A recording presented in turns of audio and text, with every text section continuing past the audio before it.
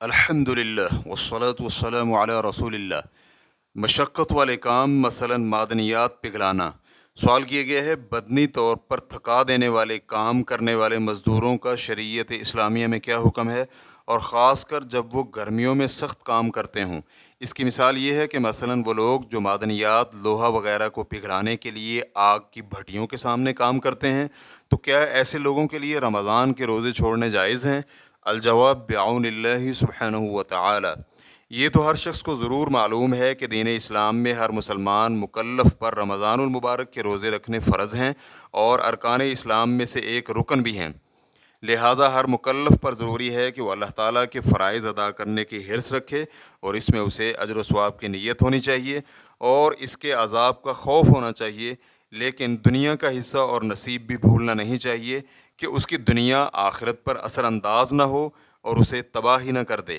جب اللہ تعالیٰ کی فرض کردہ عبادت اس کے دنیاوی عمل سے تعارض رکھتی ہو تو اس پر واجب ہے کہ وہ ان دونوں کے مابین تنسیق اور موافقت پیدا کرے تاکہ دونوں پر عمل کر سکے۔ لہذا سوال میں مذکور مثال میں یہ ہے کہ وہ یہ کام رات کو کر لے، اور اگر ایسا نہ ہو سکے تو اپنی ملازمت سے رمضان المبارک کے مہینہ کی چھٹیاں حاصل کر لے، اگرچہ تنخواہ کے بغیر ہی حاصل ہوں، اور اگر ایسا نہ ہو سکے تو کوئی اور کام تلاش کر لے جس میں دونوں واجبات کو ادا کرنا ممکن ہو، لیکن دنیاوی کام اس کی آخرت پر اثر انداز نہیں ہونے چاہیے کہ اس سے آخرت ہی تباہ ہو جائے، کیونکہ کرنے کے کام اور بھی بہت سارے ہیں، اور روزی کمانے کے لیے صرف یہی مشقت اور مشکل کام نہیں، اور مسلمان کے لیے ایسے کام ختم نہیں ہو گئے کہ جن کے ساتھ ساتھ وہ اللہ تعالیٰ کے فرائض پر بھی عمل پیرا ہو سکتا ہو، کیونکہ اللہ سبحانہ و تعالیٰ کا فرمان ہے وَمَن يَتَّقِ اللَّهَ يَجْعَل لَّهُ مَخْرَجًا وَيَرْزُقْهُ مِنْ حَيْثُ لَا يَحْتَسِبُ وَمَن يَتَوَكَّلْ عَلَى اللَّهِ فَهُوَ حَسْبُهُ إِنَّ اللَّهَ بَالِغُ أَمْرِهِ قَدْ جَعَلَ اللَّهُ لِكُلِّ شَيْءٍ قَدْرًا۔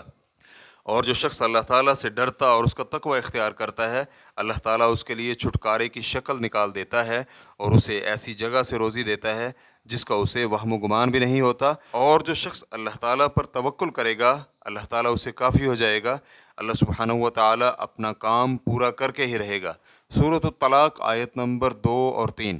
اور فرض کریں کہ اگر اسے مذکورہ کام جس میں مشقت اور حرج والے کام کے علاوہ کوئی اور کام نہ ملے تو اسے اپنے دین کو لے کر اس علاقے سے، اس جگہ سے چلے جانا چاہیے جہاں وہ اپنے دینی واجبات اور دنیاوی معاملات میں بھی عمل پیرا ہو سکے، اور اس میں مسلمانوں کے ساتھ نیکی اور بھلائی کے کاموں پر تعاون کرے، اس لیے کہ اللہ تعالیٰ کی زمین بہت ہی وسیع ہے۔ اللہ سبحانہ و تعالیٰ کا فرمان ہے وَمَن يُهَاجِرْ فِي سَبِيلِ اللَّهِ يَجِدْ فِي الْأَرْضِ مُرَاغَمًا كَثِيرًا وَسَعًا۔ اور جو کوئی اللہ تعالیٰ کے راہ میں وطن کو چھوڑ دے گا وہ زمین میں بہت سی قیام کی جگہیں بھی پائے گا اور کشادگی بھی۔ سورۃ النساء آیت نمبر 100۔ اور ایک دوسرے مقام پر اللہ سبحانہ و تعالیٰ نے کچھ یوں فرمایا قُلْ يَا عِبَادِ الَّذِينَ آمَنُوا اتَّقُوا رَبَّكُمْ لِلَّذِينَ أَحْسَنُوا فِي هَذِهِ الدُّنْيَا حَسَنَةٌ وَأَرْضُ اللَّهِ وَاسِعَةٌ إِنَّمَا يُوَفَّى الصَّابِرُونَ أَجْرَهُم بِغَيْرِ حِسَاب۔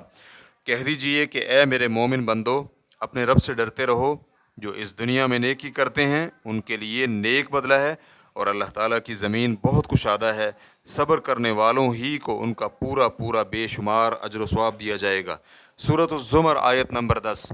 اور اگر اس کے لیے یہ سب کچھ میسر نہ ہو سکے اور سوال میں مذکور مشقت والے کام کرنے پر ہی مجبور ہو تو وہ اس وقت تک روزہ رکھے کہ جس میں اسے تنگی اور حرج محسوس ہو، اور جب زیادہ تنگی محسوس ہو تو کھا پی لے اور روزہ توڑ دے تاکہ اس تنگی سے نکل سکے، لیکن اسے اس باقی دن کچھ نہیں کھانا پینا چاہیے تاکہ اس کی حرمت قائم رہے، اور بعد میں چھوڑے ہوئے روزوں کی قضا کرنا واجب ہوگا۔ ریفرنس کے لیے دیکھیے فتاوی اللجنۃ الدائمۃ للبحوث العلمیۃ والافتاء، جلد نمبر 10، صفحہ نمبر 233 تا 234۔ واللہ تعالی اعلم۔ اسلام کیو اے ریکارڈنگز، مؤسسۃ الشیخ محمد صالح المنجد، المملکۃ العربیۃ السعودیہ، فتویٰ نمبر 12592۔ والسلام علیکم ورحمۃ اللہ وبرکاتہ۔